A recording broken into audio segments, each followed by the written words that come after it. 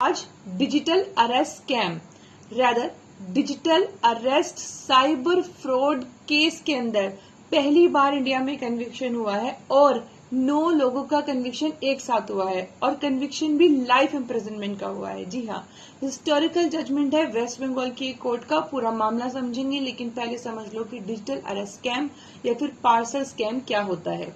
Digital arrest scam digitally यानी कि audio या वीडियो डिवाइस को इस्तेमाल करके फोन किया जाता है, वीडियो कॉल की जाती है एक व्यक्ति को, ये कह करके कि आपके खिलाफ ये आरोप है और आप बचना चाहते हो तो फिर पैसा दीजिए, अरेस्ट कर लेंगे हम आपको अगर आपने पैसा नहीं दिया। तो डिजिटली किया जा रहा है, अरेस्ट करने की धमकी दी जा रही है और उसके बेस पर उससे पैसा लिया जा रहा है। इसी को डिजिटल अरेस्ट स्कैम कहते हैं।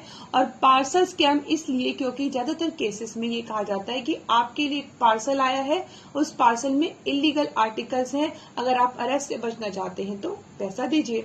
तो ये केसेस इंडिया में बहुत ज्यादा बढ़ गए हैं। हालांकि हमारी गवर्नमेंट पूरा एफर्ट कर रही है और आप जब किसी को कॉल करते हैं तो गाहे बगाहे आपको सुनने को मिल जाता है कि इस तरह के कॉल्स आप ना उठाया करें, ना एंटरटेन करें। लेकिन उसके बावजूद भी अथॉरिटी बन करके यानी कि पर्सोनिफिकेशन करते हैं ये लोग और फिर फोन करते हैं और लोगों से पैसा लेते हैं और लोग तो है बहक जाते हैं।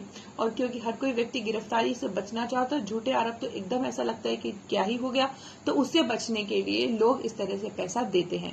जो प्रेजेंट केस की मैं बात कर रही हूँ, 9 लोगों को एक साथ कन्विक्ट किया गया है।